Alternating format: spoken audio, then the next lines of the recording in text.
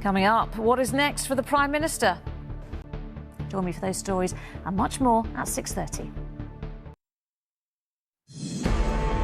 Boris Johnson says he'll keep on fighting after a by-election bruising. On top of it all, the party chair, Oliver Dowden, quits, previously a close ally to the PM, who once again appears to be under pressure. Evening News with Lucrezia Millarini. Good evening. The Prime Minister and the Conservative Party are licking their wounds tonight after losing two by-elections in a humiliating double blow. In Tiverton and Honiton, the Lib Dems overturned a majority of almost 25,000. And in Wakefield, Labour seized back a red wall seat they lost in 2019. Both winning candidates and their leaders said it was because of the scandals engulfing Boris Johnson.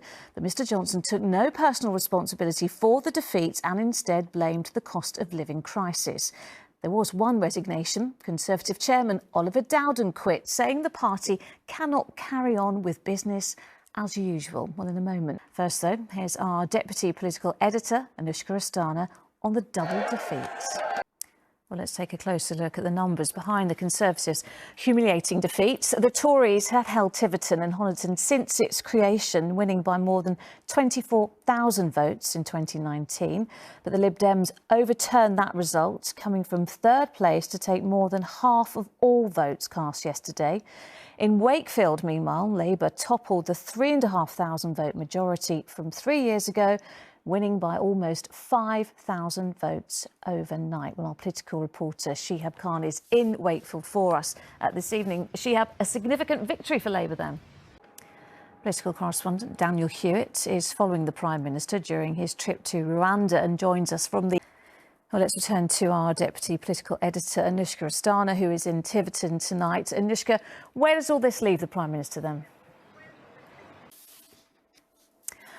To America now, where there has been shock, anger and disbelief after the US Supreme Court effectively made abortion illegal for millions of women.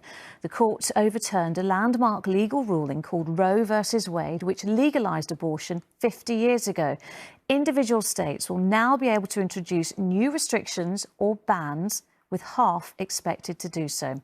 Well, tonight, President Biden said the court is on an extreme and dangerous path. Our correspondent Robert Moore reports from Washington. There is plenty still to come on the ITV news, including... We'll be back with that and much more after the break.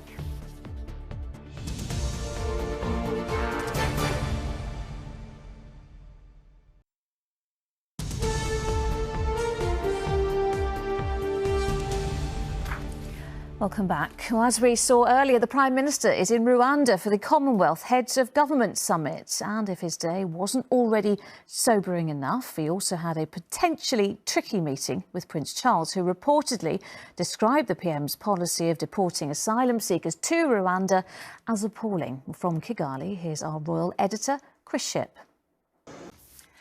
Well, some other news, and consumer confidence in Britain has fallen to its lowest level since records began in 1974. Katie Price has avoided jail for breaching a restraining order which banned her from contacting her ex-husband's fiancé. The reality TV star sent a highly offensive and inflammatory message to Kieran Hayler about his new partner, Michelle Pentecost. Well, from Lewis Crown Court, here's Rebecca Barry. And remember, you can keep up to date with all the latest news on our website, itv.com/news. You're watching the ITV Evening News. Here's what's still ahead before Emmerdale in half an hour's time. First, a special report on China's continuing zero-tolerance approach to COVID. 2.5 years since the virus was first identified in Wuhan, citizens still have to undergo regular compulsory mass testing. Without a negative result, you can't go to shops, offices, parks, or sometimes even your own home. It's in stark contrast to the situation here in the UK, and China's reliance on testing over vaccination means many people haven't developed immunity. Well, among those having their daily lives controlled by testing is our Asia correspondent, Debbie Edward. From Beijing, she sent a first-hand account of life under the shadow of a swab. Let's get an update on what's making the news tonight.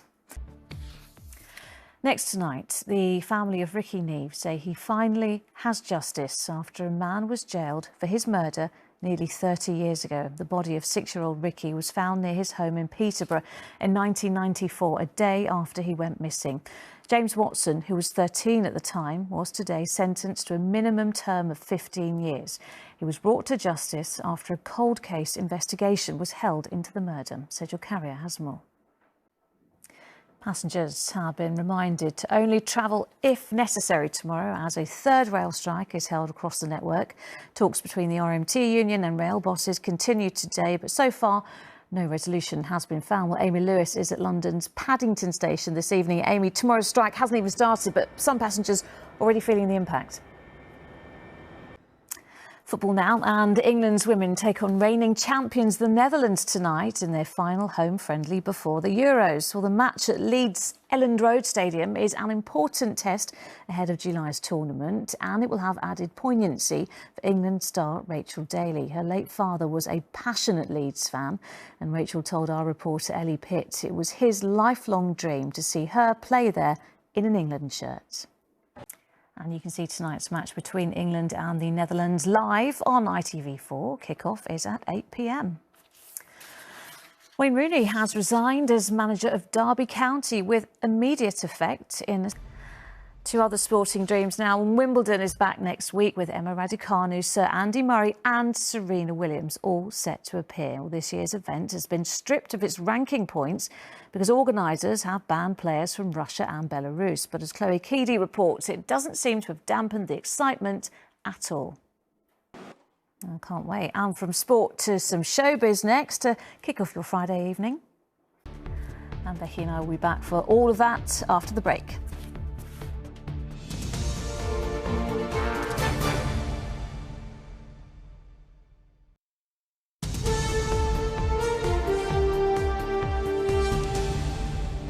Hello again, welcome back. Now it's almost the weekend, and with Glastonbury and other big events back, it feels like it's summer as usual. But will the weather play its part too? Becky Mantin is at Kew Gardens for us this evening. Becky.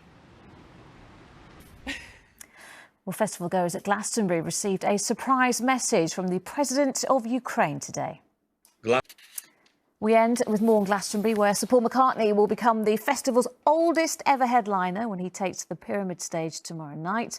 But before making history, Sir Paul is holding a warm-up gig at a much smaller venue in the nearby town of Frome. Our correspondent Ben. And that's it, Raggy's here at 10. But from me and all the team, bye-bye, have a great weekend.